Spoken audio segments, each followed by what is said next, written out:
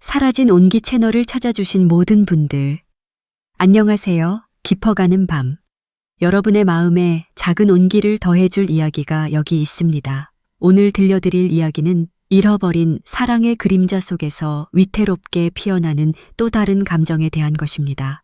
슬픔과 욕망의 경계에서 흔들리는 두 남녀의 모습을 통해 우리는 어쩌면 가장 인간적인 선택의 순간을 마주하게 될지도 모릅니다. 부디 이야기의 끝에서 작은 위안을 찾으실 수 있기를 바랍니다. 어둠 속에서 와락, 그가 나를 끌어안았다.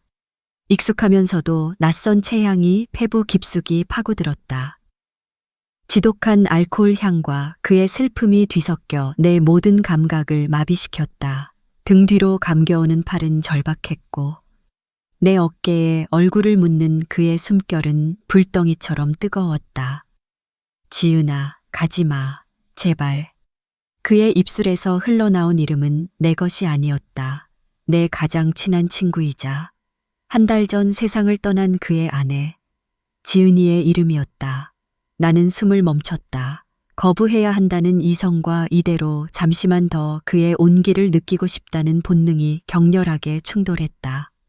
그의 손이 천천히, 아주 천천히 내 등을 쓸어내렸다. 셔츠 위로 전해지는 손길이었지만 마치 맨살에 닿는 듯 아찔했다.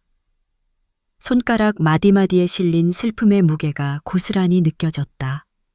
그 손길은 위로인 동시에 위험한 신호였다. 손가락이 허리께에서 잠시 머뭇거리더니 잘록한 곡선을 따라 미끄러져 내렸다. 그리고 청바지 위, 엉덩이와 허벅지가 만나는 아슬아슬한 경계선에서 멈췄다. 심장이 발치까지 곤두박질 치는 것 같았다. 민준 씨, 나 서연이에요. 내 목소리는 모기 소리만큼이나 작게 떨려 나왔다. 그 순간 그의 모든 움직임이 돌처럼 굳었다. 어깨에 묻었던 그의 얼굴이 천천히 떨어져 나갔다.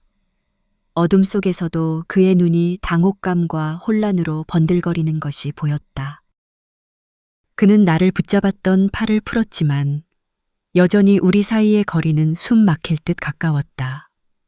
그의 뜨거운 숨결이 내 입술 바로 앞에서 흩어졌다. 그는 아무 말도 하지 않았다. 그저 타는 듯한 눈으로 나를 바라볼 뿐이었다. 그 눈빛은 내 얇은 티셔츠를 꿰뚫고 피부를 태울 것만 같았다. 정적 속에서 그의 목을대가 크게 한 번 움직이는 소리가 유난히 선명하게 들렸다. 모든 것은 지은이의 장례식에서 시작되었다. 사흘 내내 나는 상주인 민준 씨 곁을 지켰다. 밀려드는 조문객을 맞고 울음을 터뜨리는 지은이의 어머니를 부축하고 텅 빈 눈으로 허공만 응시하는 그에게 억지로 물이라도 한 모금 건네는 것이 내 역할이었다. 지은이와 나는 대학 시절부터 10년을 함께한 자매나 다름없는 사이였다. 그녀의 갑작스러운 사고 소식을 들었을 때 세상이 무너지는 것 같았다. 발인이 끝나고 모두가 떠난 텅 빈 장례식장에서 나와 그는 한참을 말없이 앉아 있었다. 그때 그가 처음으로 내게 속내를 털어놓았다. 지은이가 없는 집이 지옥 같아서 들어갈 수가 없다고. 그 말을 듣는 순간 나는 차마 그를 혼자 보낼 수 없었다. 그래서 그의 집까지 따라왔다. 술기운을 빌려 잠이라도 자게 하려는 생각이었다. 하지만 그는 술을 마실수록 더 깊은 슬픔에 잠겼고 결국 지은이의 환영을 보기 시작했다. 그리고 어둠 속에서 나를 지은이로 착각하고 끌어안은 것이다. 미안해요. 서연 씨, 내가 정말 미쳤었나 봐요. 한참 만에 그가 쉰 목소리로 사과했다. 나는 괜찮다고 말하려 했지만 목소리가 나오지 않았다. 대신 마른 입술을 달싹이기만 했다. 그는 비틀거리며 일어나 부엌으로 향했다. 냉장고 문이 열리고 찬 기운이 새어나오는 소리가 들렸다. 잠시 후 그는 물 한 잔을 들고 내 앞에 돌아와 섰다.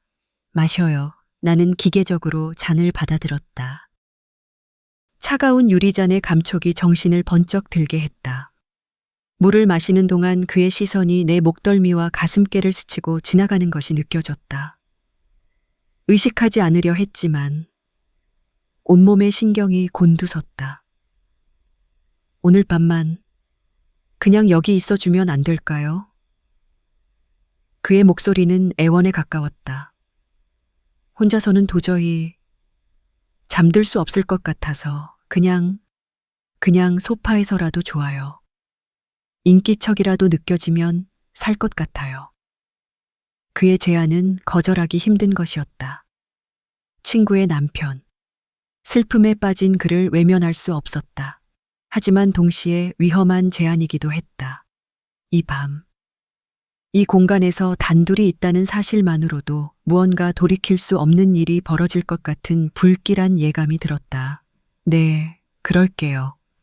결국 나는 고개를 끄덕였다. 그의 얼굴에 아주 희미한 안도감이 스쳐 지나갔다. 그는 거실 소파를 가리켰고 자신은 침실로 들어갔다. 문이 닫히는 소리가 들리고 나서야 나는 참았던 숨을 길게 내쉴 수 있었다. 소파에 웅크리고 누웠지만 잠은 오지 않았다. 닫힌 침실 문 너머로 그의 뒤척이는 소리, 희미한 흐느낌이 들려오는 듯 했다. 온 집안에는 아직 지은이의 향기가 배어 있었다. 그녀가 쓰던 화장품 냄새, 그녀가 좋아하던 라벤더 향초 냄새, 그리고 그녀와 그의 행복했던 시간의 흔적들. 나는 마치 도둑이 된 기분이었다. 친구의 공간을, 친구의 남자를, 친구의 슬픔마저도 내가 침범하고 있는 것만 같았다. 얼마나 지났을까. 침실 문이 다시 열리는 소리에 나는 감고 있던 눈을 떴다.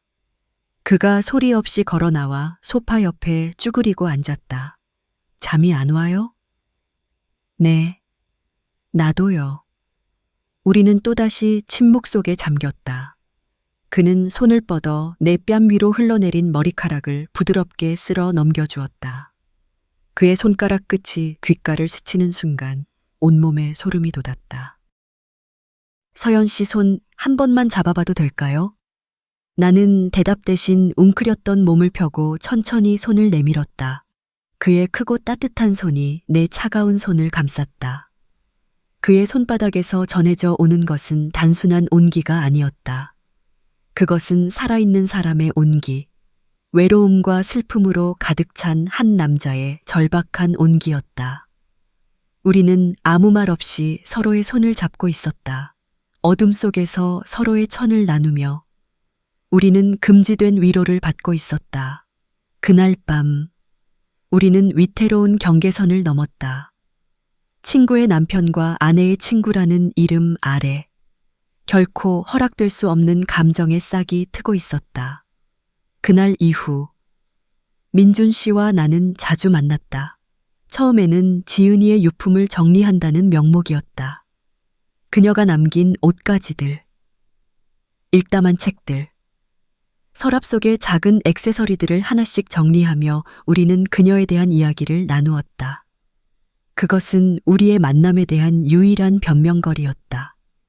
이거 지은이가 나랑 같이 여행 갔을 때 산 스카프인데. 내가 낡은 스카프를 집어들자 그가 희미하게 웃으며 말했다. 서연 씨랑 같이 갔던 파리 여행 얘기 엄청 했어요. 에펠탑 보면서 샴페인 마셨다고 자랑을 얼마나 하던지. 그의 말에 나도 모르게 미소가 번졌다. 지은이와 함께 했던 추억을 공유할 수 있는 유일한 사람이 바로 그라는 사실이 아이러니하게도 우리를 더 가깝게 만들었다. 우리는 함께 웃고 함께 울었다. 지은이의 빈자리를 서로를 통해 채워나갔다.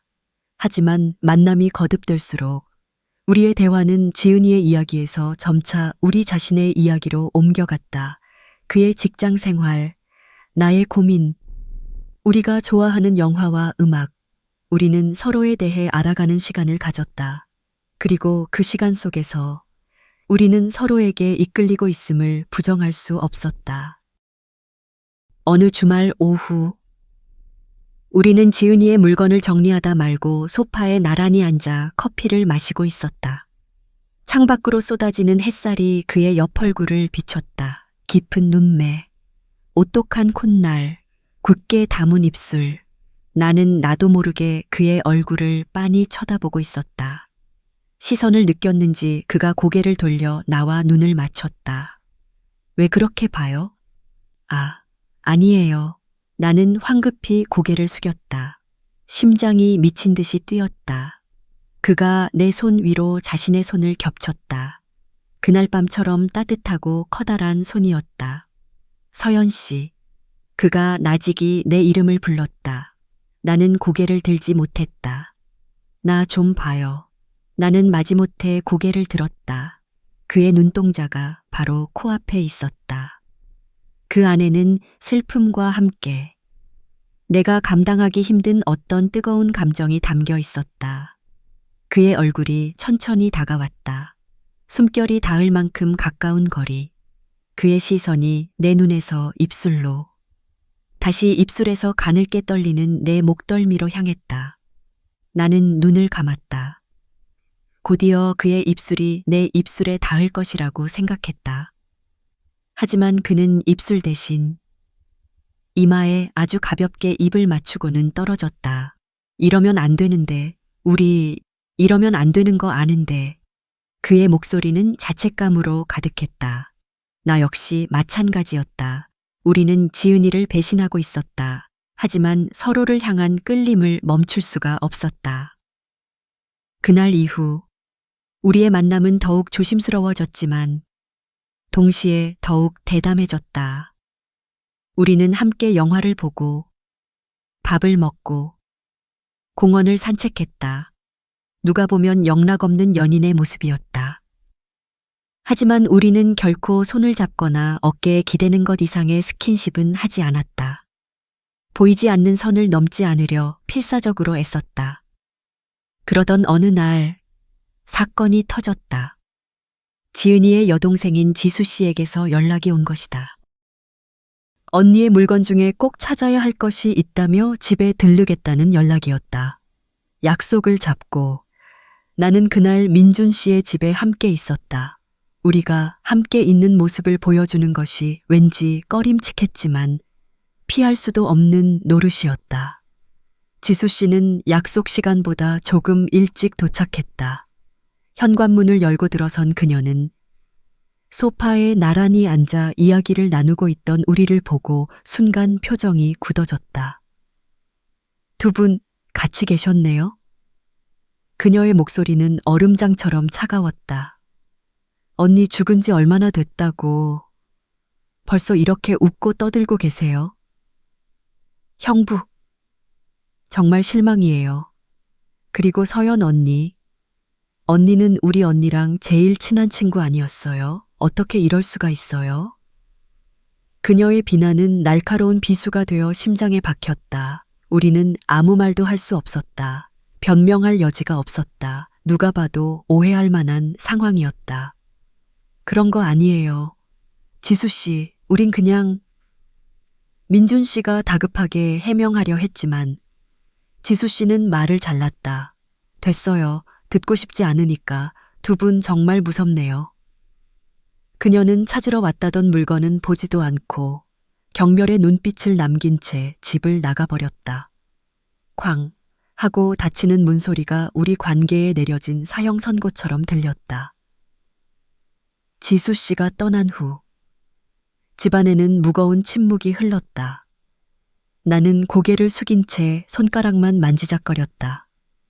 민준 씨는 마른 세수를 하며 깊은 한숨을 내쉬었다. 다 내 탓이에요. 그가 먼저 입을 열었다. 내가 서연 씨를 힘들게 했어요. 괜히 붙잡아서 이런 꼴을 보이게 하고. 아니에요. 저도 마찬가지인걸요. 우리는 서로의 얼굴을 바라보았다. 지수 씨의 비난은 아팠지만 그것이 우리를 갈라놓지는 못했다. 오히려 우리 관계의 실체를 직면하게 만들었다. 우리는 더 이상 친구의 남편과 아내의 친구라는 이름 뒤에 숨을 수 없었다. 서연 씨, 그가 내게 다가와 무릎을 꿇고 앉았다. 그리고 내 손을 조심스럽게 잡았다.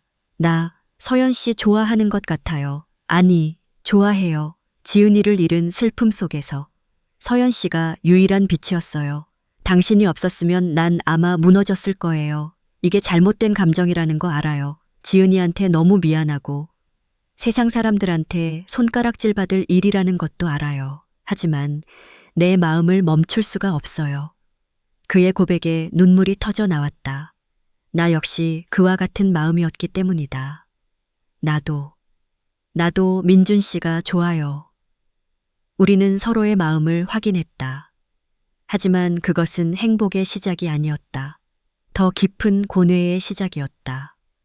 우리는 세상의 시선과 지은이에 대한 죄책감 속에서 위태로운 사랑을 시작해야 했다. 그날 밤, 우리는 처음으로 함께 밤을 보냈다. 물론 한 침대에서가 아니었다.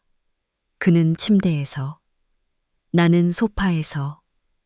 하지만 그날 밤은 첫날과는 달랐다. 우리는 서로의 마음을 알았고 보이지 않는 벽이 허물어졌다.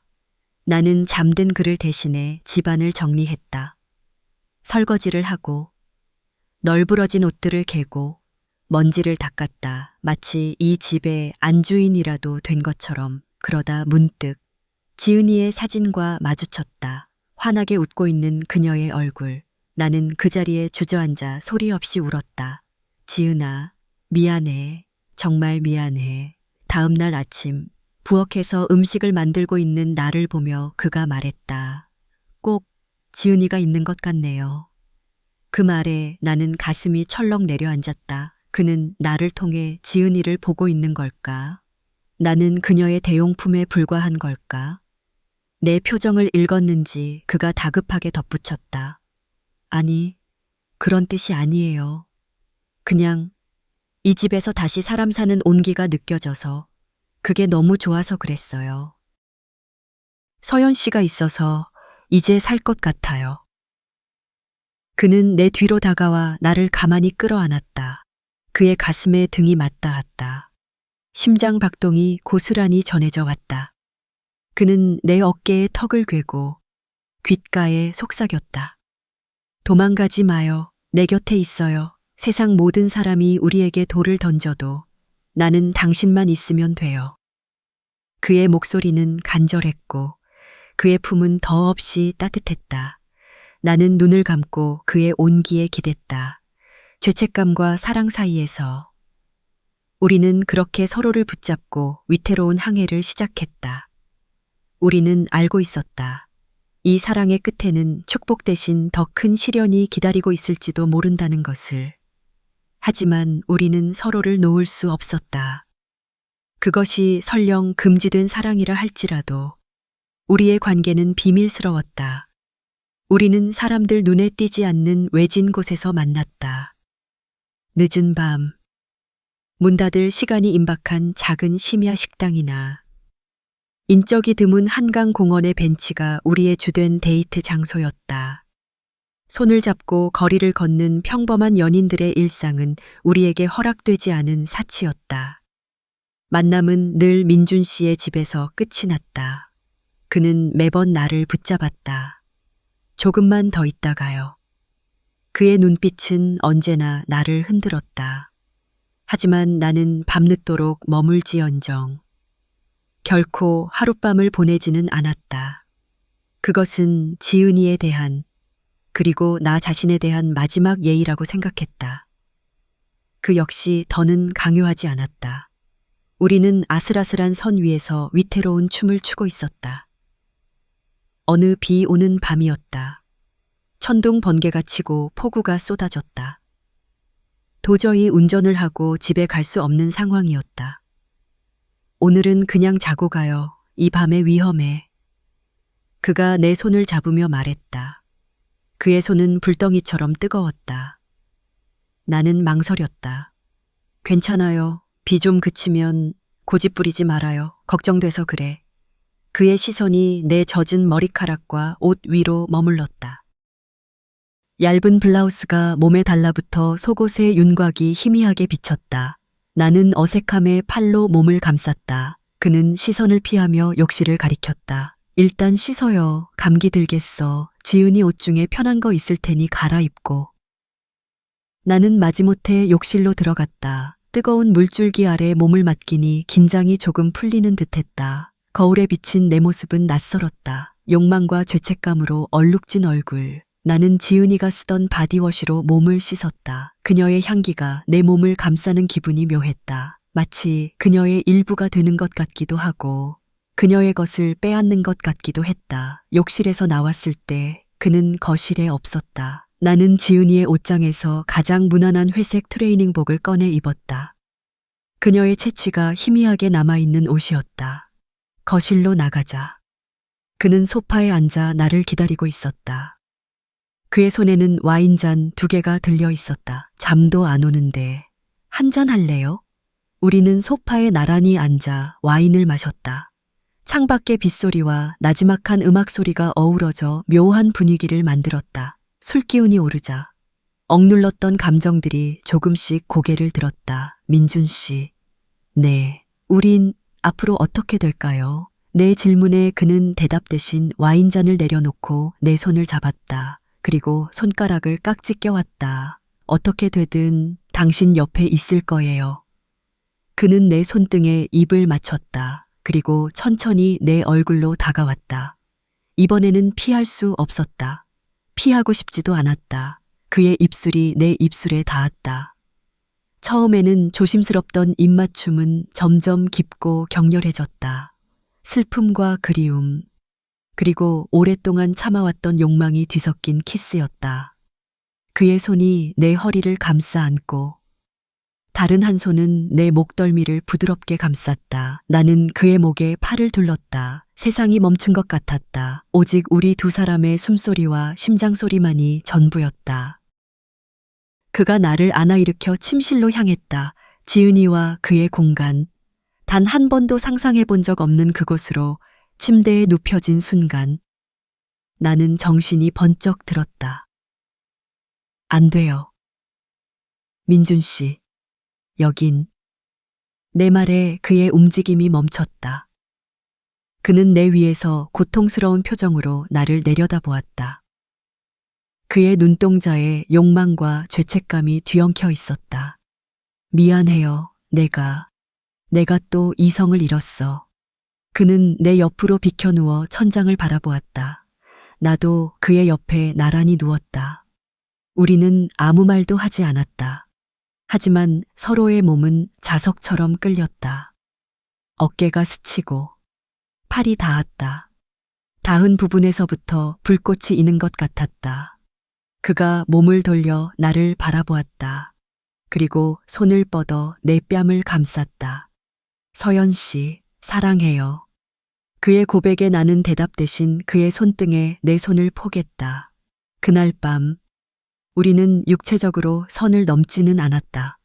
하지만 한 침대에 누워 서로의 천을 느끼며 밤을 새웠다. 그것은 어떤 정사보다도 더 관능적이고 애틋한 밤이었다. 서로의 상처를 핥아주고 서로의 외로움을 보듬어 안았다.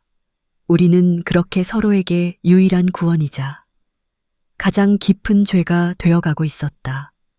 그날 이후 우리는 연인이 되었다. 하지만 여전히 우리의 사랑은 그림자 속에 머물러야 했다. 우리는 지은이의 일주기가 지날 때까지만이라도 우리의 관계를 비밀로 하기로 약속했다.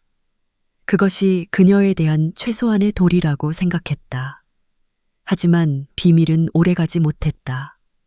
결국 지은이의 가족들이 우리의 관계를 알게 되었다.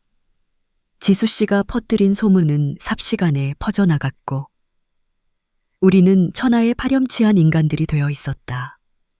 지은이의 어머니는 내게 전화를 걸어 절대로 용서하지 않겠다며 울부짖었다.